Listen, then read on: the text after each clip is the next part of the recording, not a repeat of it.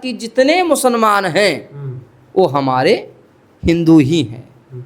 ये मुसलमान अपने आप को कहते हैं वो अलग चीज़ है। तो ऐसे मौलाना कहाँ से आ गए? अगर वो हिंदू है तो ऐसे मौलाना भाई ये अपने आप को मौलाना बनते जैसे कोई व्यक्ति। तो ऐसे मौलाना का जो भी जीव काट के लाएगा और जीव काट के मेरे पास दिखा देगा, वीडियो भी दिखा देगा कि मैंने काटा है और मेरे हाथ में रख देगा, तो मैं उसको 10 लाख रुपया तो दूंगा। अखिलेश यादव जी यादव वंशी हैं, कृष्ण के परम भक्त हैं और मुझे विश्वास है कि अखिलेश यादव जी हमारे साथ चलेंगे।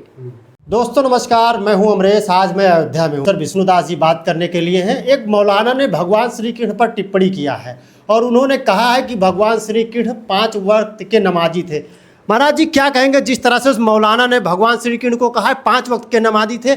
कैसे कहे, देखते हैं आप इसको। उस मौलाना को संस्कृत का एक अक्षर नहीं मालूम है और वो मौलाना भगवान श्री कृष्ण को कहता है कि ये नमाज अदा करते थे, इस्लाम का प्रचार करते थे, ये मुसलमान हैं। इस तरीके से इसने बोला है। हम सभी साधु संत दुखी हैं। इसका जो भी जीव काट के लाएगा उसको मैं 10 लाख रुपया इनाम दूंगा, क्योंकि ये मौलाना नहीं है, ये मुसलमानों से को भी नहीं चाहता और ये इस्लाम को नहीं मानता, ये हमारे नबी जी को नहीं मानता और ये हमारे खुदा और अल्लाह को नहीं मानता।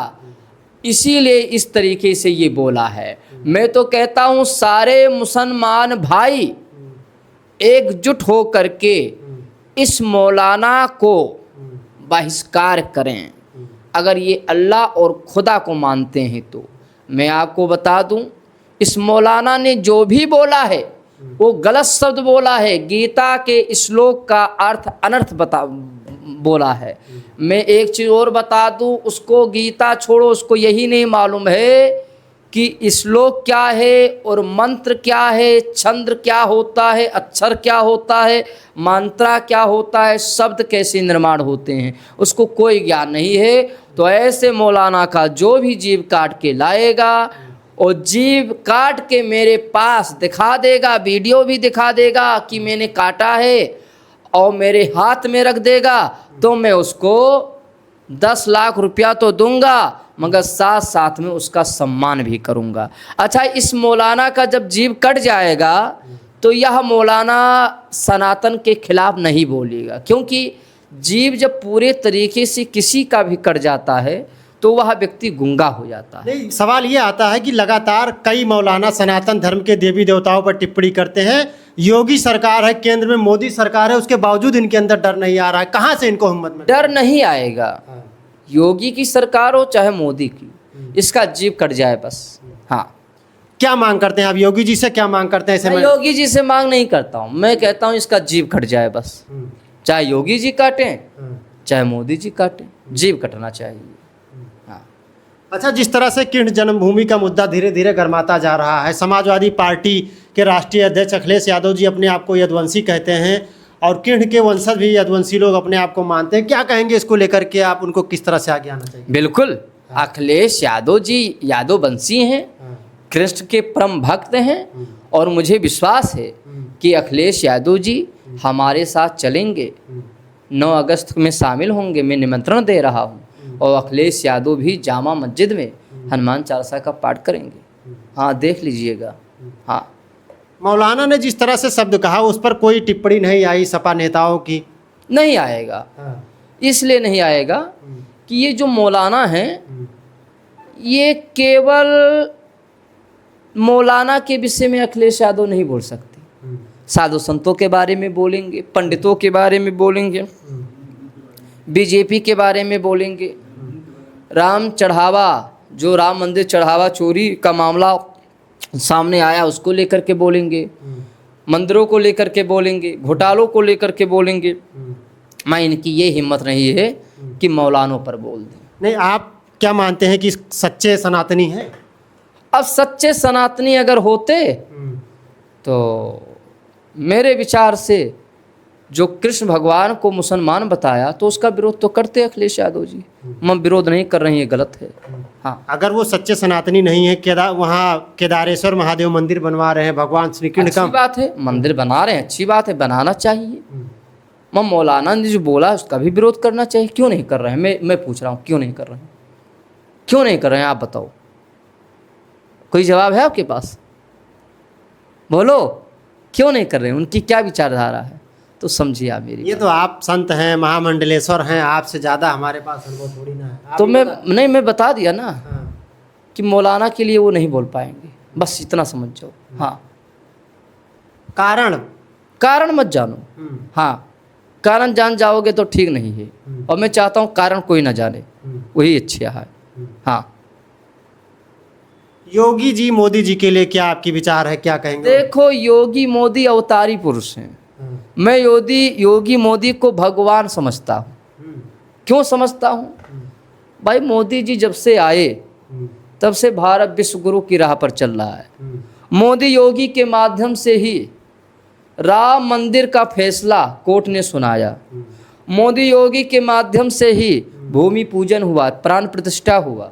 योगी मोदी के माध्यम से हमारे अयोध्या में वाल्मीकि का एयरपोर्ट कभी नहीं था, यहाँ पर एयरपोर्ट भी बन गया।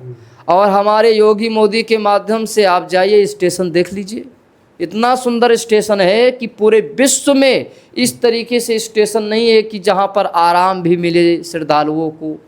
सारी सुविधा है, लैट्रिन बाथरूम सारी सुविधा है। ये मेरे के स्टेशन हमको दिखा दो। नहीं, अब जो समाजवादी पार्टी के नेता कहते हैं कि अयोध्या में तो भाजपा ने सबसे ज़्यादा लूटने का काम किया विकास के नाम पे। आप देखो, जाकी रही भावना जैसी, प्रभु मूरत देखें तिन तैसी। उनको यही दिख रहा तो हो सकता है भाई, जो जैसा चश्मा लगाता है उसको वैसा दिखाई देता है, उसमें क्या कहा जाए।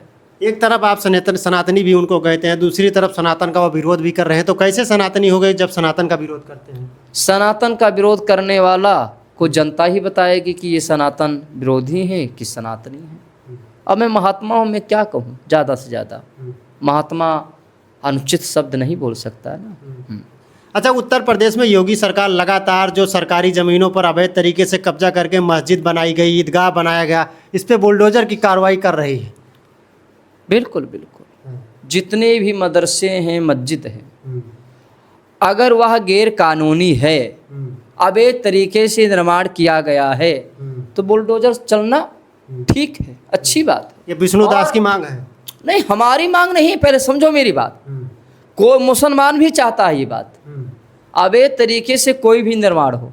क्या अवैध तरीके से जहाँ मंदिर बना है, अभी देखो यही जहाँ लता मंगेशकर चौक है, तो जो बाईपास रोड है, नहीं मुस्लिम, एक मिनट, कितने मंदिर थे, सब तोड़ दिया गया। अयोध्या का ही मंदिर, तो जो मंदिर तो विकास पहले समझो, जब मंदिर तोड़ा जा सकता है तो मस्जिद भी तोड़ा जा सकता है, कोई गलत नहीं।